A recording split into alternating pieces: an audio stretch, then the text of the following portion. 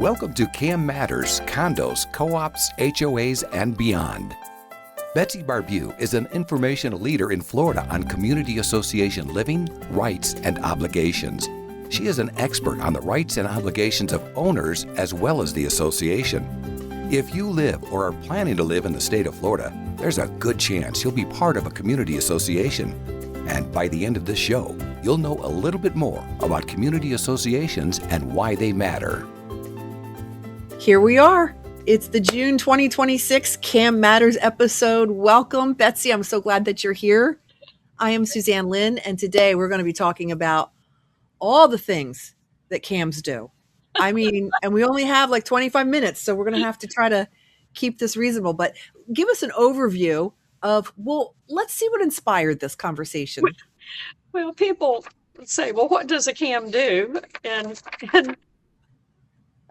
I had a picture generated by AI that tells people in a picture, what does a CAM do?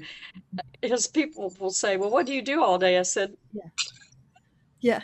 What don't we do? We babysit, we do all kinds of things. But you know what? We're going to talk about all the things CAM does. But you know what, Betsy? You, on top of that, you are, as an expert, you're being leaned into for training. People are asking you questions. They're asking for you to speak. I mean, so take all of this that we're going to talk about a CAM and then put that on steroids for you. Well, this is just what a CAM does. This is not what Betsy does. What Betsy does, I know. Betsy does this plus all the training and everything, that goes on. So I'm going to do another one of these of what does Betsy do? What's Betsy do?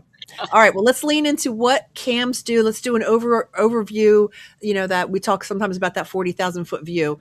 Let's talk big before we start funneling it through the small. The big picture is that boards of directors of Florida community associations, that is condos, co-ops, HOAs, and timeshare, actually, are board members that are operating a multi-million-dollar corporation. It is not a social club. We're not here to make everybody happy and to create a sense of community and all this kind of stuff. We're here to run a multi-million-dollar business. Right. And even with a very, very small community, it still runs into the hundreds of thousands of dollars of business. Mm-hmm. So as managers, we lift from the board members as many of those tasks and responsibilities as they wish to delegate to us. Mm-hmm. Mm-hmm. So whether you have boards that manage their communities by themselves with no professional management, or whether they hire a manager to be an employee and work on site for them, or whether they hire a management company that will assign a manager to them on a part-time or full-time basis, depending on their needs. The over 40,000 square foot, or not square foot, 40,000 mile high view is big business, major corporation with lots of assets and lots of moving parts. I remember early on when we started doing CAM Matters, you talked about it as being a municipality. It's like a small town, and some of them are like big towns, and we'll have shopping areas, clubhouses, pools, tennis, shuffleboard, golf courses, restaurants, laundromats. Some of them are very big, and would have so many things like a municipality would have. Yeah. That's a lot to have a pulse on and keep, I don't know if we can say control over. I don't know that CAMs really control it, but manage it. Manage it, right. And there's so many regulations for each of the different pieces. Like just on my little diagram here, there are so many regulations for fire alarms. There's so many regulations, state regulations, state and federal regulations, fire alarms, for elevators. A lot of communities have employees that the board of directors is the employer, and the manager would be the supervisor of the other employees, the maintenance staff, janitorial staff, lawn landscaping staff. And so then you have all the HR. You have all of the HR, Department of Labor laws, all of those payroll to take care of. And, some of that you can buy services that will do your payroll and HR for you, but still somebody has to coordinate all of that. So it could be that you've got employees, which now means not only are you managing tasks, but now you're managing people who You're managing the managers of the tasks, right? who don't always get along together, Right. just like any other office or any other kind of company that has employees. Employees get sick, they get mad, they get unhappy with each other, they don't understand their job, or they get hurt. You still have all of those HR things to take care of. Betsy, I'm just looking at the graph and I feel like I need a nap. It's just overwhelming. Let me ask you this, as we're talking about insurance and meetings, employee management, payroll, elevators, painting, year-end reports, alarms, pets, record systems, OSHA compliance, landscaping. Are CAM people expected to know everything?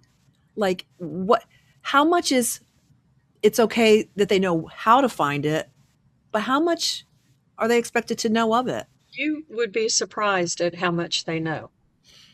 You would be surprised. It's interesting to me to listen to a group of managers talk, and even women managers that you would think, oh, they don't know anything about construction. Oh yeah, they do.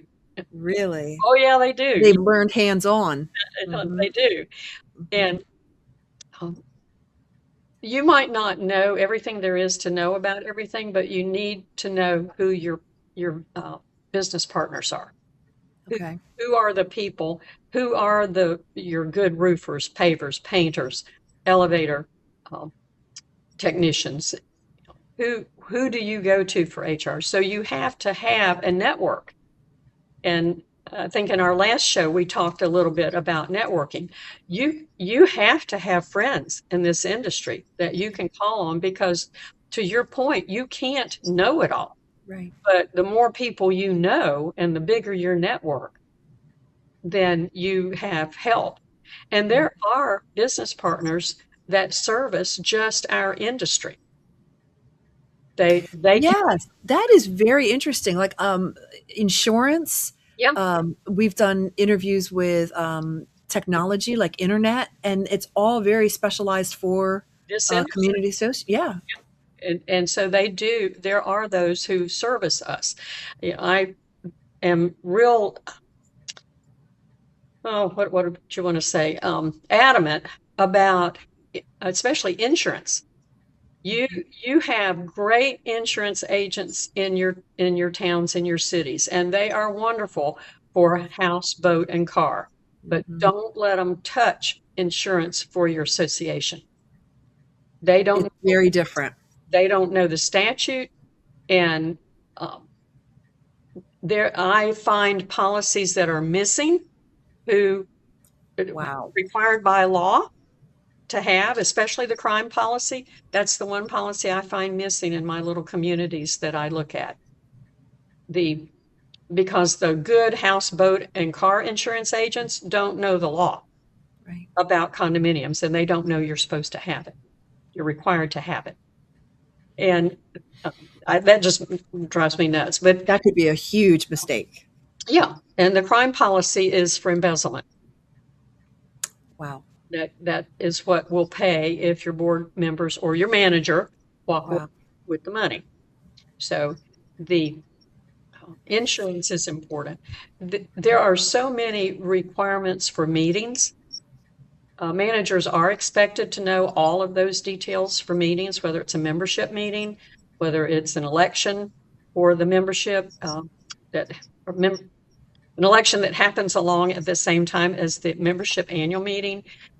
And then they're required to know all the requirements for board meetings and board meeting agendas. The notices and agendas are very peculiar. In condominiums now, you're required to have at least 4 meetings a year, and you have to have an extra agenda item on those quarterly agendas.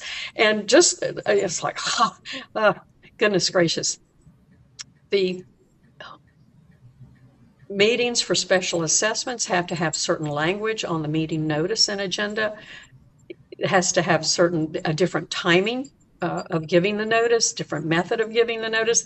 I mean, there's just all these little things that, yes, for meetings, elections, whether it's board meetings or membership meetings, the managers are expected to know all of that. And then there are all of the financial things that they're expected to know. Mhm. They probably do need to know all of the financial requirements, that there are year-end requirements, there are monthly reserve transfers that are required, certain things you can and cannot do with your reserve monies. Now we have two different kinds of reserves. We have regular reserves and we have structural integrity reserve study reserves. We call them Sears reserves. It's like, yes, they're expected to know all of that. And then we have to deal with pet poop. With people not. Well, I didn't see that one coming. I got to be honest with you. You caught me off guard. You got my attention. With people, not Yeah. being courteous neighbors and picking up after their pets and properly disposing of it. Do not go put it in somebody else's garbage can. Wow. Those are extremes, which is a really perfect vehicle to where I was going. That, I mean, not so much the poop, but the consequences of making a financial mistake could be. You don't want to make financial legal. mistakes. I mean, it could be improvable. I'd rather use the word improper. Improper. That's where I was going. It would be illegal if you stole it, but Okay. there are different ways to do bookkeeping. Okay. Doesn't necessarily mean that the way it's being done is wrong. It's just not the way you would do it. Well, I'm just thinking if something is missed, something is blatantly, I mean, and then there's an insurance issue and weather comes up and it was just overlooked, somebody's going to be responsible. Well, ultimately it will be the board. The buck stops with the board. The manager could lose their job, but ultimately the buck stops with the board. It's all on the board, and the board members are personally liable for their decisions. This is not like other corporations where you've got this corporate veil that they can do whatever they want to and they don't get in trouble. Oh, no. If they willfully disregard human life, safety, welfare, whatever those words are, and the board is sued for those decisions, then if they're found guilty, then they pay their own legal defense. Okay. And if there are any damages to pay, they pay that themselves too. So, Betsy, I've got so engrossed in this conversation, I forgot to take a break. Let's take a little break and we'll be right back. Okay. Are you ready for a new career? Do you have skills or interest in management, real estate, construction, maintenance, accounting, strategic planning, project management, budgets, human resource management, lawn and landscaping, pool services, or any other expertise needed to operate a community association? If you do, community association management could be for you. For more information, feel free to email Betsy at betsy@floridacamschools.com or visit the Florida Cam Schools website at www.floridacamschools.com. Florida Community Association Management continues to grow. Career opportunities abound. Welcome back to the June 2026 episode of CAM Matters. We're talking about everything that CAM managers do, everything they're responsible for. And looking at that graph, yeah, that's just kind of scratching the surface too, right? That's just what fit on your page, Betsy. That's all that fit on the page. Yeah, we also need to talk about record keeping and pools, and let's dive into that. No pun intended. Yeah. Diving into swimming pools, there are a lot of regulations for swimming pools. And what I have found interesting throughout the years is talking to managers in different parts of the state. The swimming pool regulation is done by the local county health department, and each county health department has different rules, slightly different rules. Wait, what? Slightly different rules for inspections, or especially what goes on the signs. So as I'll hear managers comparing notes. One might be in one county, one in another county, and they'll argue and say, no, this has to be on the pool sign, about, It varies. shower before swimming, no Right. glass food in the deck area, that kind of thing. Right. They, but they'll start then arguing over what some other things are that are on the sign. And what I finally realized is they're in different counties. So if you manage more than one community and you're in different counties, you better not assume that the signs are all the same. Okay, you got to be on top of both of them. And Wow. and so the water quality is to be checked every day. Mm-hmm. And most pool companies will service your pool 3 times a week, but somebody has to be checking the water quality every day. Wow. And and then they're all of the, I don't know what they are, hazmat kinds of issues of accidents in the pool. Mm-hmm. The steps of all the things that you have to do to shut it down, and then what has to be done to clean it up and those kinds of things. So there are a lot of strict requirements on that. So managers need to be aware of those and have a really good speed dial phone number for their pool service. Mm-hmm. What comes to mind is all the things that CAMs do. But when you're talking about accidents in pools, I mean, there is no time to think this through. You don't have hey, let me think on this. Let me sleep on this. We got to know. These are fast emergency decisions that have to be made. And I guess that kind of takes me by surprise. I wasn't expecting that. I thought, there's time for research and reaching out to people, but not always. You have to shut the pool down. So you've got to lock it up and get everybody out of there and shut it down. If there's a fecal accident, obviously if there's a human accident, as in somebody falls or trips or something like that, now you're calling 911 for them. But in the meantime, if there's been a fecal accident in the pool, it's shut down. And you have to know what to do. What's interesting is you don't shut it down if the ducks swim in your pool. But if people have an accident in your pool, you have to. Yeah. But record keeping, there are now more strict requirements on record keeping, and certain records that you have to keep on your website for those who are required to have a website. If you're a condominium and you have more than 25 units, you have to have a website. If you're a homeowners association, you have more than 100 units, you have to have a website. And those websites have to now be reported to the Department of Business and Professional Regulations. So you have to let them know that you have them. Wow. And there are certain records that have to be on the website that are accessible only to owners in a password protected spot. And then there's some records that you need to have public so that renters can see them. So that you have those. And in a records request for a condominium association, you now have to keep a record of the records you provided and the records you did not provide that they asked for. You have to keep that acknowledgement or evidence of the records request. You have to keep that for 7 years. Oh, wow. It's like, okay. Well, wow. All right. Okay. And you have to now have a record retention policy. And condominiums and HOAs now are required to have a hurricane specification policy that they can hand out to owners who wish to install their own hurricane protection. Wow. And how do you keep up on the training of these changes? Yeah, well, it's hard. It's hard. And the managers used to be required to take a legal update every year.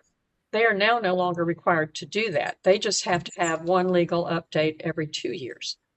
And then some managers are exempt totally from any classes at all, which is beyond. What? There's just no other word other than. What would make an exception? Reckless. That is a horribly reckless decision of the division to exempt any managers at all ever from continuing ed. The exemption is if you've had your license more than 10 years, you don't ever have to take any more classes again. Wow. Now, I don't know how you're supposed to keep up with all the new regulations. And a lot of managers, Wow. if you don't make them go to class, they're like, well, I don't need to. I'll just, Sure. well, my recommendation, and this sounds self-serving from me since I teach continuing ed, but it's not self-serving. If you have a manager, if you're a board of directors and you employ a manager, written into your employment agreement, you need to make sure that your manager is required to take continuing ed, whether the state requires them or not. Mm-hmm. And as a management company, you should require, with your agreement with your portfolio managers and your on-site managers, you need to make sure that you require that they take their continuing ed, whether they are exempt or not. Yeah. That's a very foolish, reckless decision by the division. You know, the whole show has come full circle from going, look at how much they handle, to there are exceptions to not have to stay on top of changes. That's crazy. It doesn't make any sense. Doesn't make any sense. Betsy, I'm going to give you the final word on this, and then I want to talk about yes before we wrap up. Well, the final word would be, we could add roofing, paving, painting, landscaping, OSHA compliance. We could just add so many more things to all of this. Mm-hmm. And there are some communities that the management handles rentals. So there's another whole section of that kind of combination of community management and rental management. It's crazy. That's a lot. Okay, final thought here about the Yes event. Happens in August. Was it 12th and 13th? 13th? August 13th, Friday, August 13th and 14th, Eastburg at the Venetian Center. Okay. And Construct Florida is my event sponsor, platinum event sponsor, and I'm going to have to, I don't have all the rest of them in my head. Okay. And I don't have that sheet of paper in front of me. That is not a problem. The important thing is, if you want to attend, there's still some spots. Oh yeah. There's still spots. The venue is big. I doubt that I would ever, at least not this year. I don't think I would run out of room. I'd expect between 80 and 100 managers from all over the state. And I already have a whole lot of registrations, so get yours in. It's time to register, and be sure to not make plans for Thursday night and join us for the social hour. Yeah, the networking. That's really great. Betsy, thank you so much. Let's catch up in July. Okay. And we'll be just a few weeks out from Yes, and have a lot to say on that. So thank you so much. Thanks for taking time to listen to what Betsy's sharing. She puts a lot of energy and time into this. So if you wouldn't mind just maybe giving her a rating, liking it, and sharing the information, that would be amazing. Thank you so much, Betsy. Have a great day. Thank you. Thank you for listening to CAM Matters. Be sure to subscribe so you don't miss any future episodes. For more information, feel free to email Betsy at betsy@floridacamschools.com or visit the Florida Cam Schools website at www.floridacamschools.com. Information provided on this show is general in nature and does not constitute legal advice. Please contact a licensed attorney for your specific situation.